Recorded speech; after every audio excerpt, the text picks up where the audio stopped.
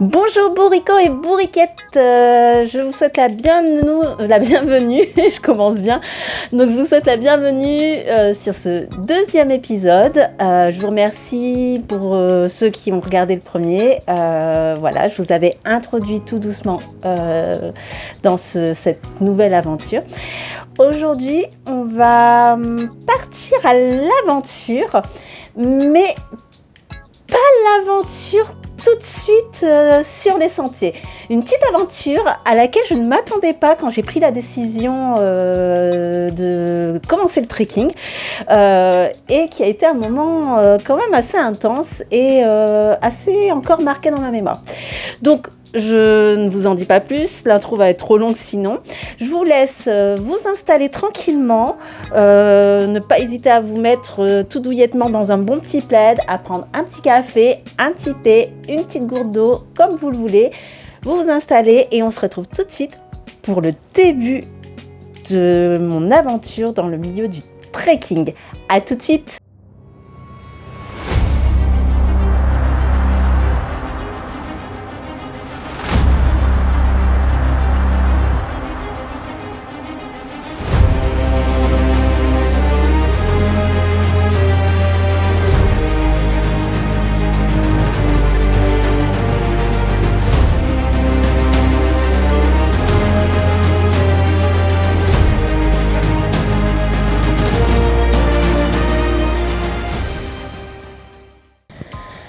Alors, on est en décembre 2012.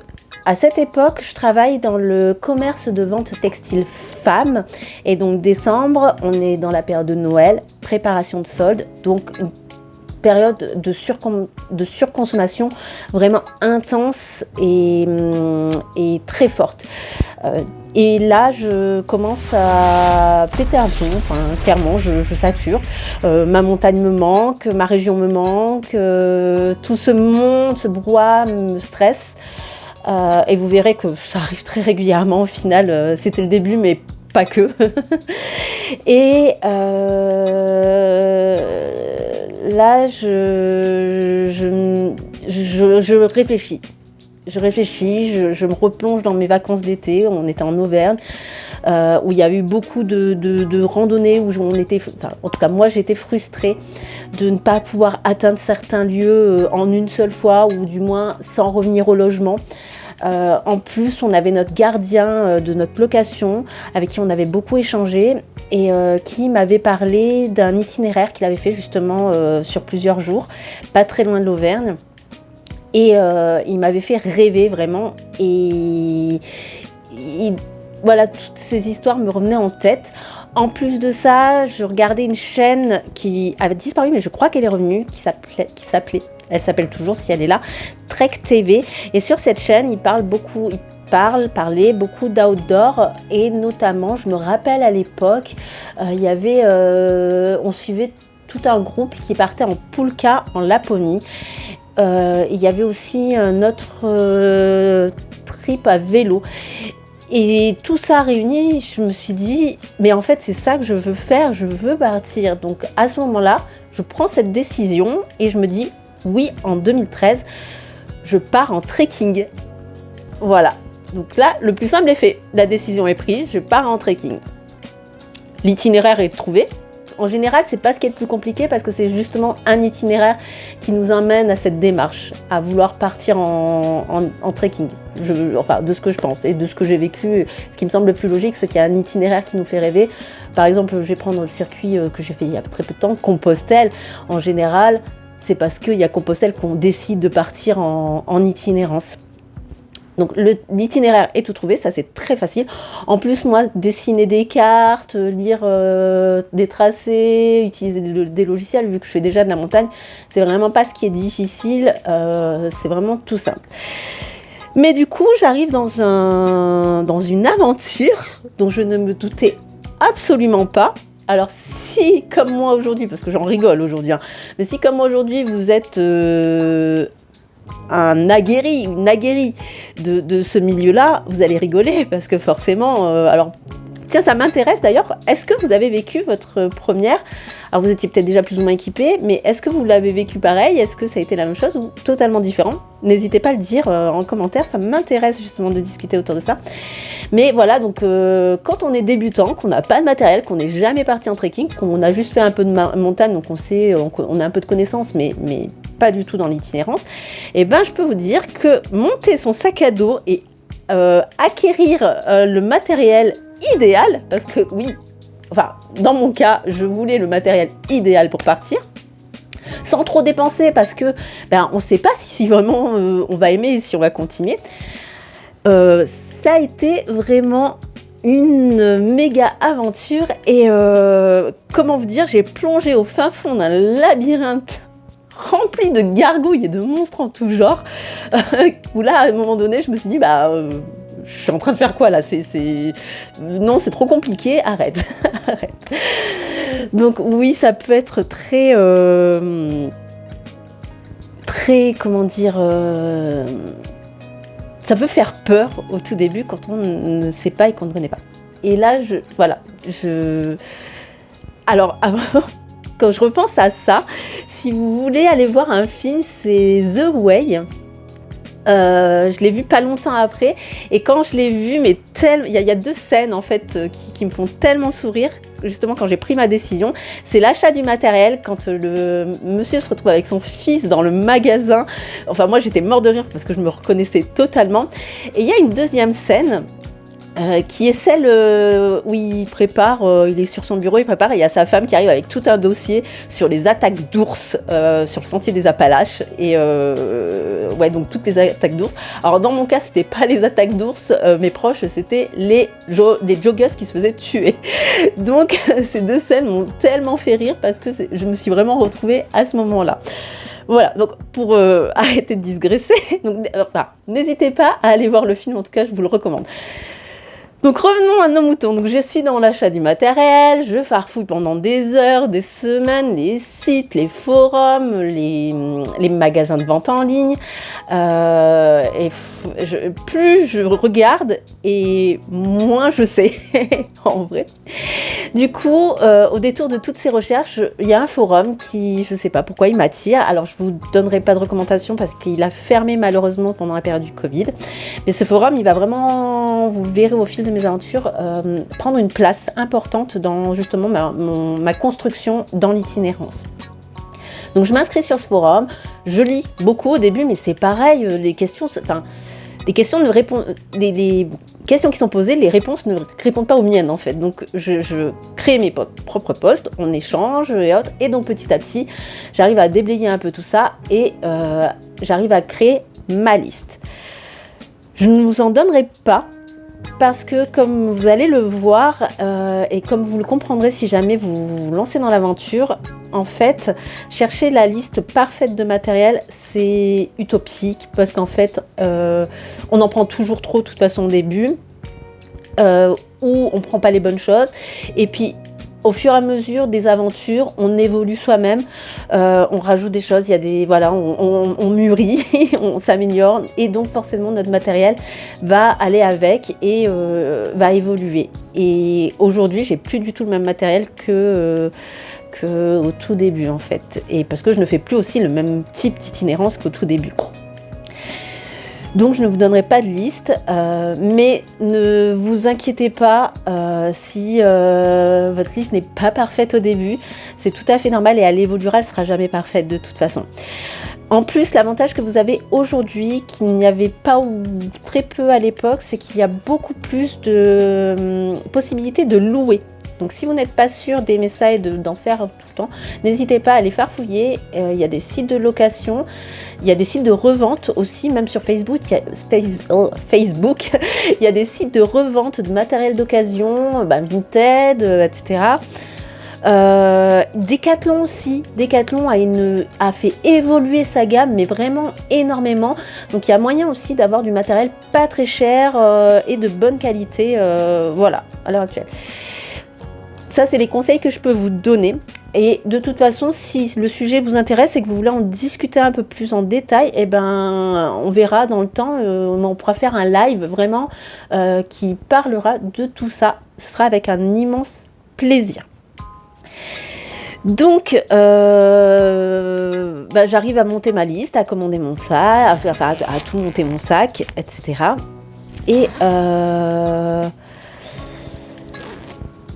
Et donc j'organise mon parcours, donc comme ce que je vous disais, moi les cartes c'est quelque chose que je maîtrise, les logiciels c'est quelque chose que je maîtrise, et vraiment les topo guides ils sont super bien faits, il y a tous les renseignements dedans, donc j'achète mon topo guide, on retrouve les hébergements, les conseils de ce qu'il y a à voir, les petits commerces pour acheter à manger, les petits restaurants, les cars, les transports. Désolée, je reviens, j'ai eu un petit problème de carte mémoire, je sais pas ce qui s'est passé.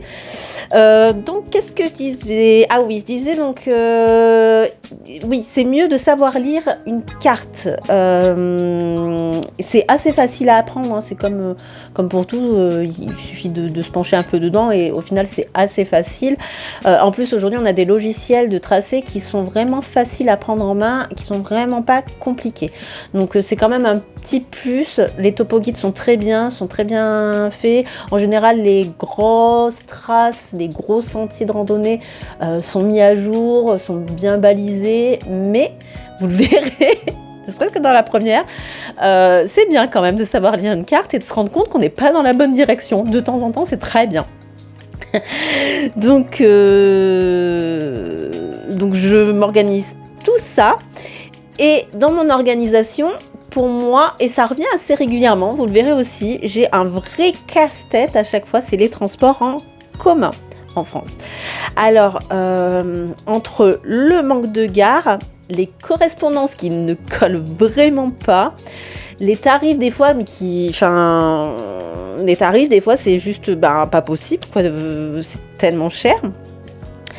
Donc c'est toujours pour moi très très compliqué et très casse-tête de relier ma maison au point de départ. Et je crois que c'est après le matériel, mais bon, dans les itinérants suivants, ça y est plus le matériel puisqu'il est là. En général, vraiment le plus casse-tête pour moi à monter, c'est vraiment le transport de chez moi jusqu'à mon lieu de départ. Mais bon, après, une fois que ça se fait, et puis ça permettra, vous verrez, des bons moments, quand on y repense, rigolos aussi. Qu'est-ce que j'aurais oublié ? Je pense que j'ai à peu près tout dit. Alors oui, je vous aurais peut-être pas donné de tips intéressants si vous cherchez du matériel, mais je peux, si vous le souhaitez, en commentaire ou en privé, si vous avez des questions un peu plus précises, je peux essayer d'y répondre. Mais comme je vous ai dit, c'est vraiment propre à chacun. Au niveau des questions à se poser, c'est où est-ce que je pars ? En quelle saison ? Qu'est-ce que je suis capable d'endurer ? Qu'est-ce que je suis capable de ne pas prendre ? Parce que par exemple, pour quelqu'un, un livre, ce ne sera pas utile. Prendre un livre, c'est du superflu. Pour une autre personne, ce sera essentiel. Avoir un MP3, enfin maintenant on a les téléphones, mais à l'époque moi j'avais le MP3, mais avoir des écouteurs et de la musique, pour certaines personnes, ça va être primordial. Enfin, il y a des petites choses comme ça que l'on prend ou pas, mais selon soi-même. Et sur la première itinérance, en général, on prend toujours trop de toute façon. Et donc, il faut partir dans cette optique que forcément, il y aura trop. C'est pas grave en soi, c'est pas grave. On apprend. Et puis même si on a trop, du moment que ça nous convient, c'est ce qui est le plus important. Alors, après, attention, il y a trop et trop. Parce qu'il faut aussi pouvoir encaisser. Parce que c'est bien de savoir marcher, c'est bien de savoir porter un sac. Mais marcher avec un sac lourd pendant 4-5 jours, voire plus, avec un peu de dénivelé, de la chaleur et autres, en dormant mal, parce que si vous par exemple, tout simplement, si vous décidez de dormir en tente, vous dormirez pas bien, c'est sûr, il faut l'avoir en tête. Donc, tout ça cumulé, ça peut vite devenir problématique d'avoir un sac un peu trop lourd pour soi. Donc, voilà. Donc ça, c'était ma toute première aventure. ça a été vraiment le démarrage de l'histoire. Donc là, ça a pris à peu près... Donc j'ai pris ma décision en décembre, je suis partie en mai, donc voilà, ça a pris 4 mois, 4 mois de recherche intense, de commandes, de lecture de tous les jours, c'était des heures sur Internet. Mais j'en garde un très très bon souvenir, ça fait vraiment tout le début, en fait, tout le début de mon aventure, ça marque vraiment la naissance de la vadrouilleuse, de la baroudeuse en carton que je suis aujourd'hui. et voilà. Donc, j'espère que ce deuxième épisode concernant le démarrage, le matériel, la recherche, la constitution du sac, voilà, ça vous aura intéressé. Il n'y a rien de palpitant encore, je vous l'accorde, mais je ne voulais pas démarrer tout de suite sur une aventure, sur une vadrouille. Je voulais quand même mettre un peu de contexte parce que je pense que... Je ne sais pas encore comment je vais parler des autres aventures, mais il y a des choses comme le forum forcément qui vont revenir. Mes tantes, oui, forcément mes tantes, mes matelas, ça va revenir à un moment donné, vous allez voir pourquoi. Donc je pense que, pour moi, c'était important d'introduire cette phase de recherche, voir à quel point ça avait été intense, à quel point ça m'avait pris la tête, à quel point j'ai passé des heures pour créer, pour pouvoir avoir mon matériel. Ouais, ça me semblait important et je pense que vous le verrez tout au long des épisodes. Voilà, sur ce. N'hésitez pas en commentaire. Voilà, ce qui m'intéresse et ce qui m'intéresserait de savoir, c'est si vous partez déjà depuis longtemps ou autre, comment vous avez vécu, est-ce que vous avez un souvenir et comment vous avez vécu votre première quête de matériel ? Est-ce que vous avez toujours le même matériel qu'au tout début ? Est-ce que celui-ci a évolué avec vous ? Ou pas. Si vous n'êtes pas parti mais que vous êtes que c'est quelque chose qui vous plaît et que ça vous freine ou que vous vous posez des questions, pareil, n'hésitez pas, je serai ravie, et pas que moi, je pense que les gens qui liront les commentaires seront ravis aussi de vous donner leurs petits tips. Et puis si vous avez d'autres questions, peu importe, n'hésitez pas à les mettre en commentaire. Voilà, je vais vous laisser pour aujourd'hui. On se retrouvera de toute façon la semaine prochaine et là, on va vraiment commencer l'aventure. Alors, je ne sais pas si on va commencer tout de suite sur le sentier parce que de mémoire, il y a une petite partie rigolote qui arrive avant même d'arriver sur le sentier. Voilà, écoutez, j'espère que ça vous a plu. On se retrouve la semaine prochaine. N'hésitez pas à vous abonner, à activer la petite cloche, à liker, à partager.